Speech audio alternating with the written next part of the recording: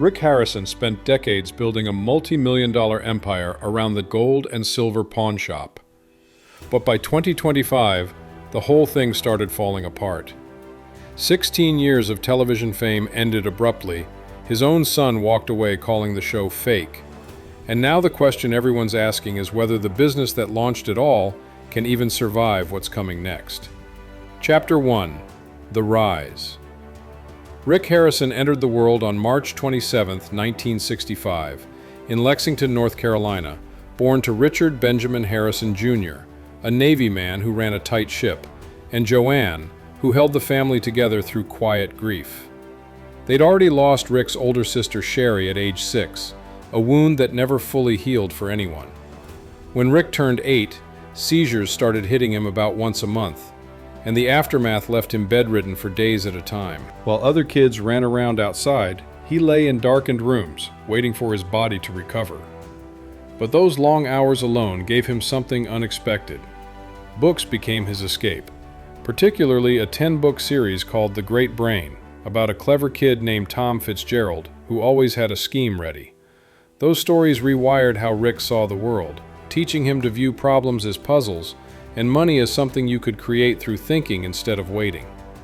Marijuana entered his life at 14, which landed him in rehab that same year, forcing him to face consequences and choices in ways that stuck with him later.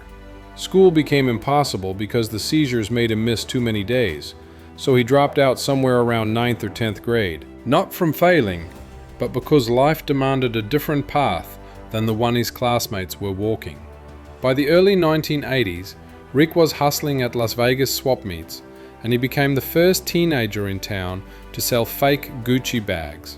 He'd buy them in New York's Chinatown for about $10 and flip them for around $100, sometimes pulling in $2,000 on a good weekend. When cheaper Asian imports killed that market, he pivoted to fake Jordache jeans from the Los Angeles garment district, buying pairs for about $15 and selling them for $40 or $50.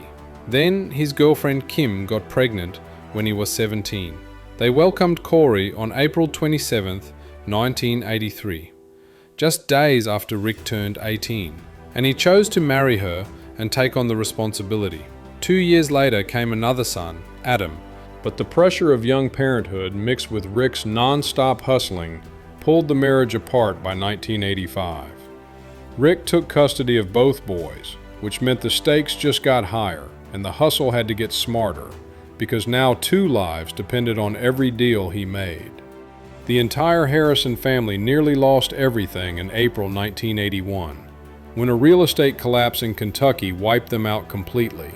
$5,000 was all they had left when they pointed the car toward Las Vegas, hoping for a fresh start. And within weeks, they opened the gold and silver coin shop in just 300 square feet. Rick worked there during the day and repossessed cars at night, and some days they struggled to scrape together even $100 in sales. What happened next became legendary.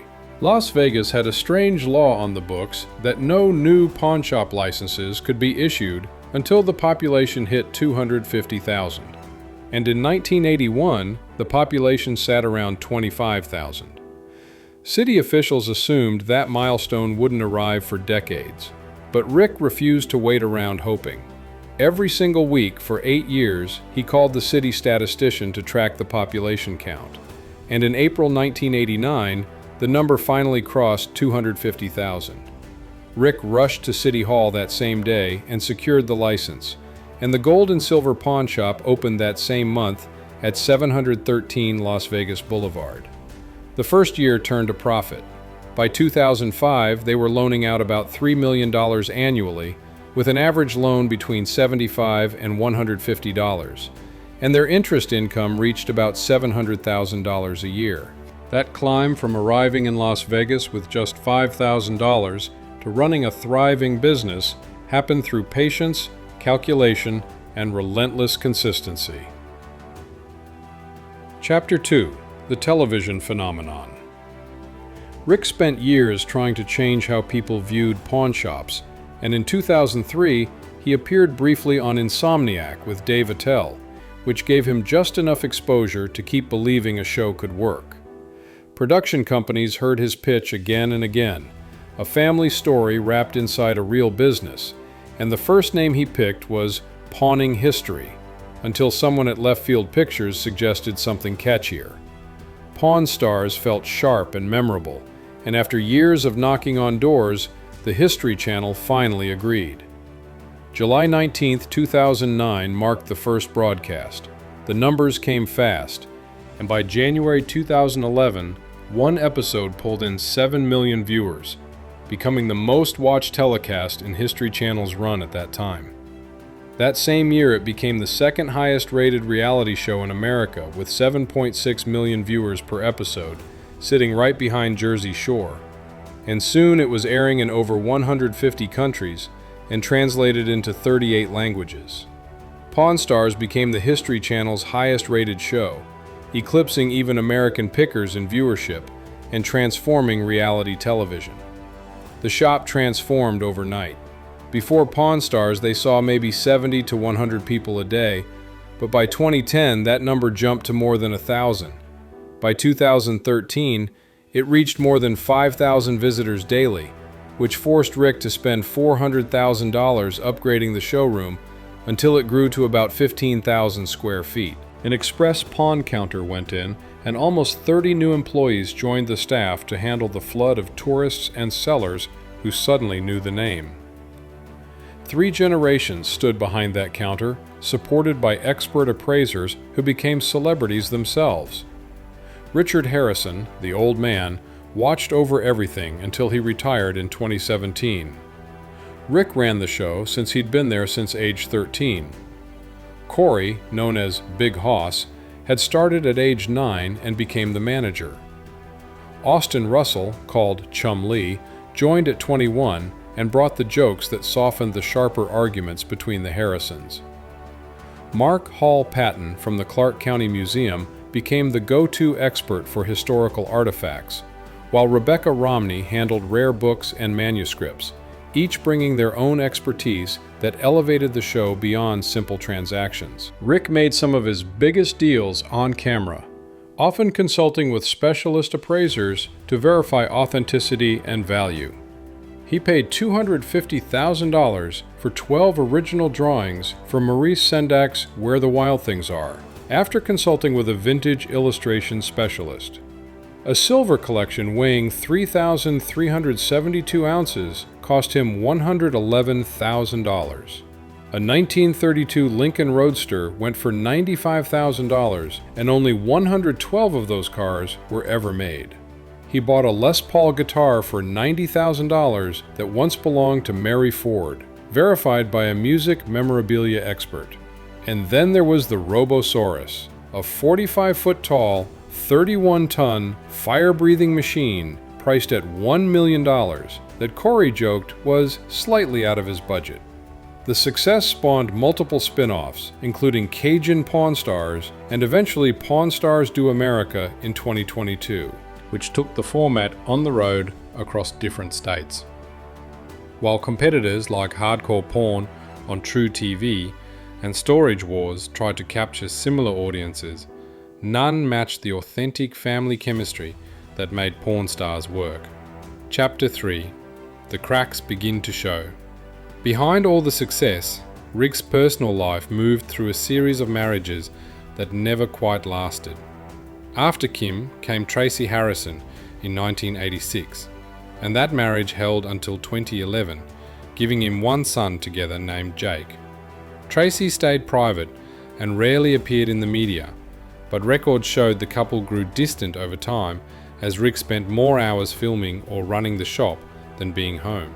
Deanna Burden became Rick's third wife in 2013, with Danny Coker from Counting Cars officiating the ceremony in Laguna Beach. Through this marriage, Rick became stepfather to her 3 daughters, Serena, Tiana, and Marissa, and they stayed together until 2020, when court documents said their tastes and views drifted so far apart the marriage couldn't continue. His 4th marriage came in 2021 to Amanda Palmer, but it lasted only until 2023, with very little publicity and no public conflict. The marriage just faded quietly, And then the real troubles started piling up in ways that threatened everything he'd built. March 9, 2016 brought police to Chumlee's home with a warrant tied to a sexual assault allegation.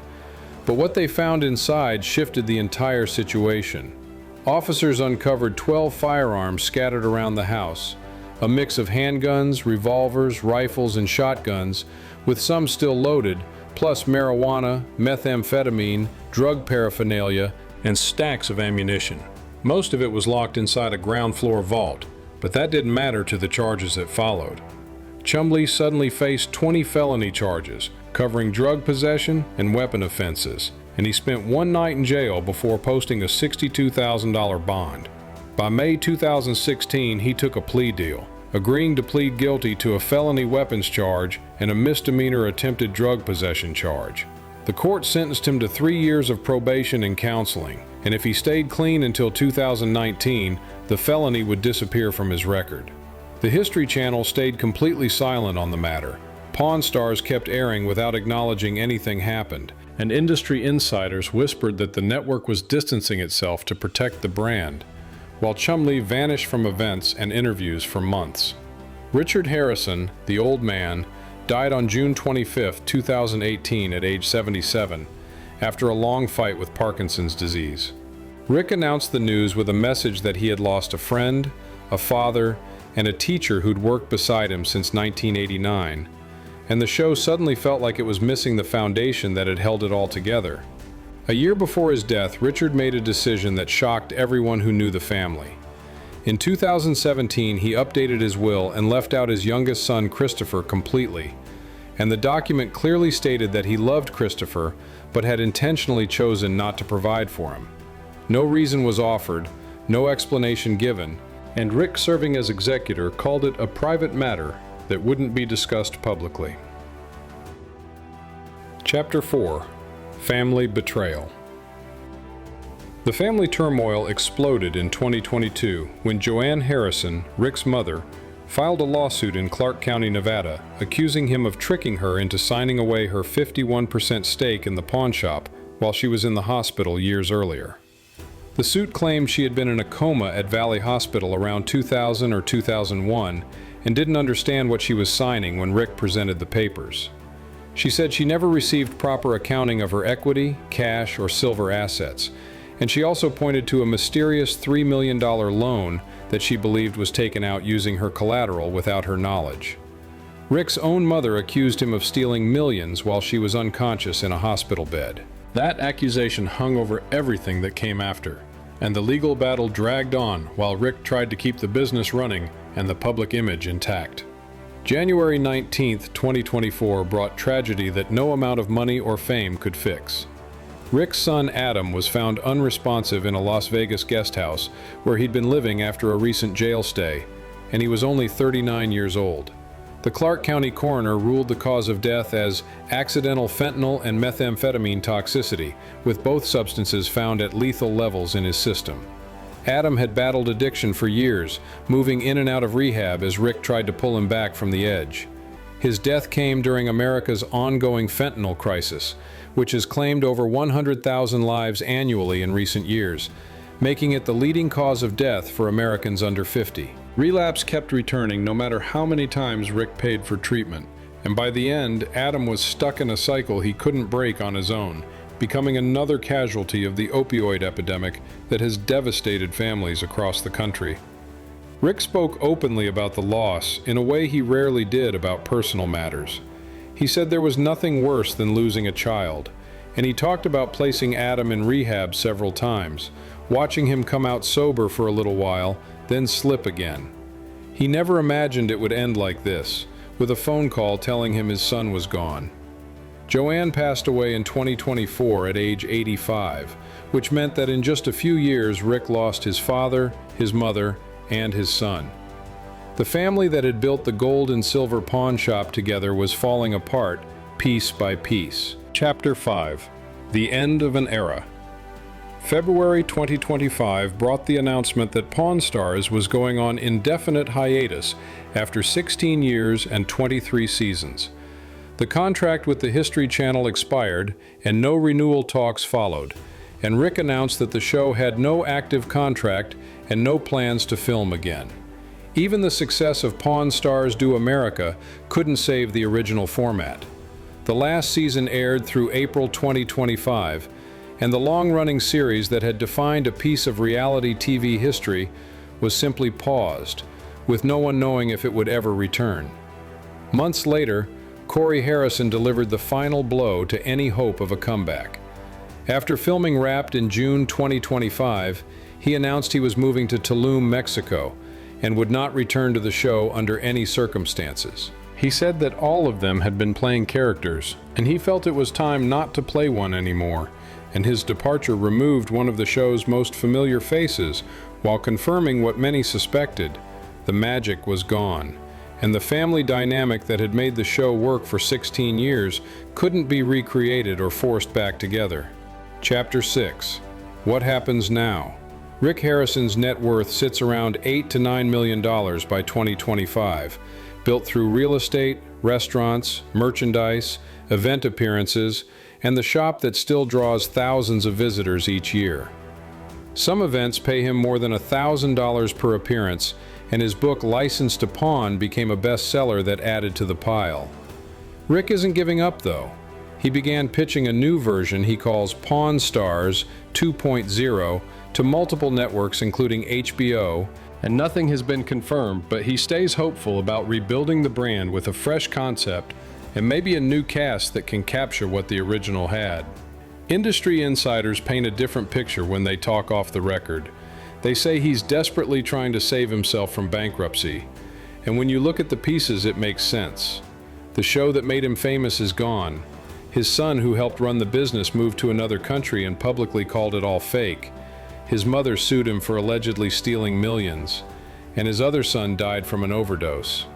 The legal battles, the family drama, the loss of the television income stream, all of it adds up to a financial situation that might be much worse than the public net worth estimates suggest. The shop still operates at 713 Las Vegas Boulevard, and tourists still line up outside to see where it all happened.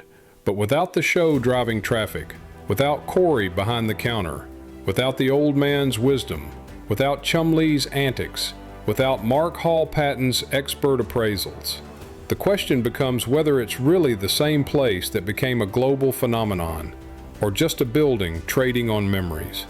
Rick Harrison built an empire from $5,000 and sheer determination, and the story of how he did it remains remarkable. He waited 8 years just to get a license, when most people would have given up and moved on. He turned a 300-square-foot coin shop into a landmark that people flew across the world to visit. He convinced the History Channel to bet on a pawn shop reality show when nobody thought it would work, creating what became the network's highest-rated show and spawning competitors like Antiques Roadshow, Comparisons, and reality TV imitators. For 16 years, he gave people entertainment, education, and a window into a business most had never understood. Empires don't last forever, though. Sometimes they crumble from outside forces like changing markets and shifting audience tastes. Sometimes they collapse from within through family conflict and personal tragedy.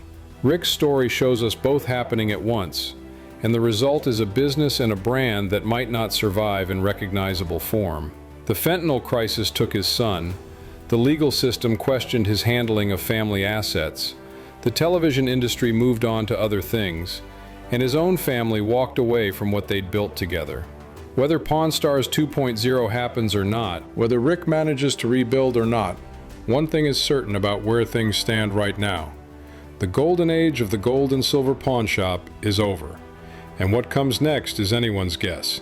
But after everything Rick has survived, the seizures as a kid, the hustling as a teenager, the 8-year wait for a license, the climb from nothing to everything, you'd be foolish to count him out completely. The question isn't whether it's really over.